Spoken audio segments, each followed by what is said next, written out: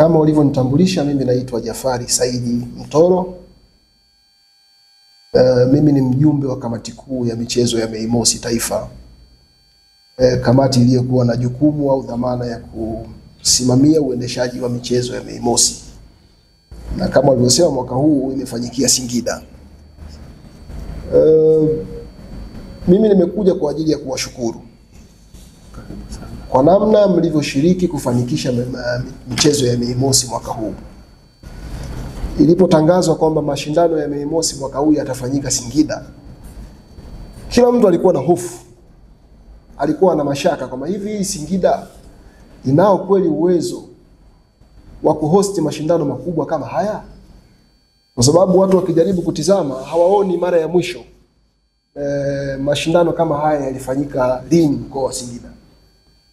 Mimi nakumbuka nikiwa mdogo sana niliwahi kuyaona mashindano ya aina hii yakifanyika Singida, lakini kwa miaka karibu 20 iliyopita hayajawahi kufanyika. Kwa hiyo watu walikuwa na mashaka.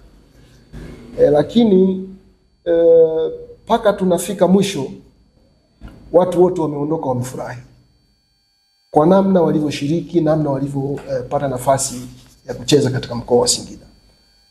Kwa hiyo nikasema hatuwezi kuondoka bila kuja kutoa shukrani kwa wale walioshiriki kusaidia kufanikisha mashindano haya. Kwa hiyo Sirefa mwaka huu mmetoa mchango mkubwa.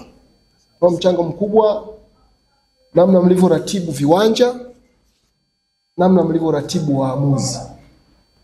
Kwenye viwanja hivi watu wengi hawafahamu, Singida ni miongoni mwa mikoa michache sana yenye viwanja ambavyo vinavyoweza kutumika kwa hadhi ya juu ya mashindano. Hapa una viwanja viwili Singida vinavyoweza kutumika hata kwa ligi kuu.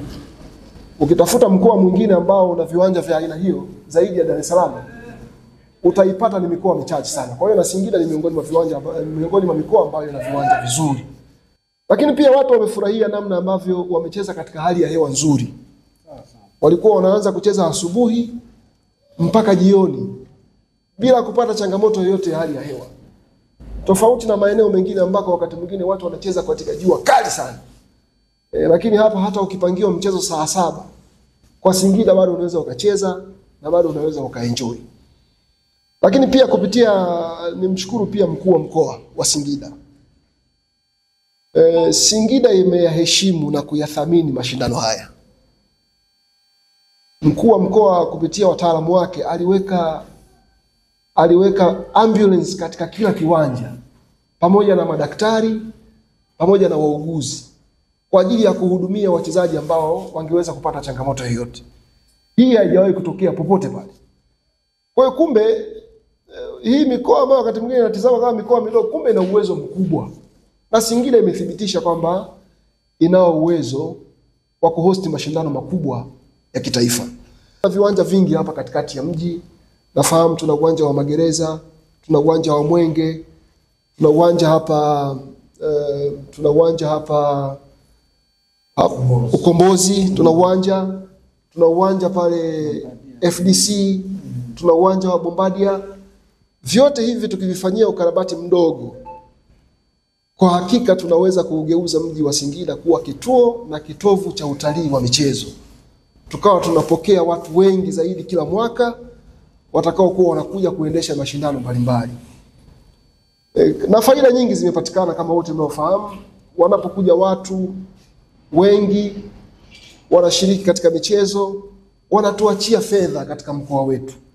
Watu watasafiri, watu watakula, watu watalala, wataenda saluni na kila huduma unazojua wewe. Hapa nilikuwa naongea hata wale watu wanaofanya biashara ya kuuza uji. Wanasema kwa kweli katika wiki hizi 2 ambazo mashindano yamefanyika hapa, kwa kweli wameneemeka sana. Kwa hiyo michezo si tu burudani, lakini ni fursa katika uchumi na kuchochea shughuli za kibiashara katika mkoa wetu.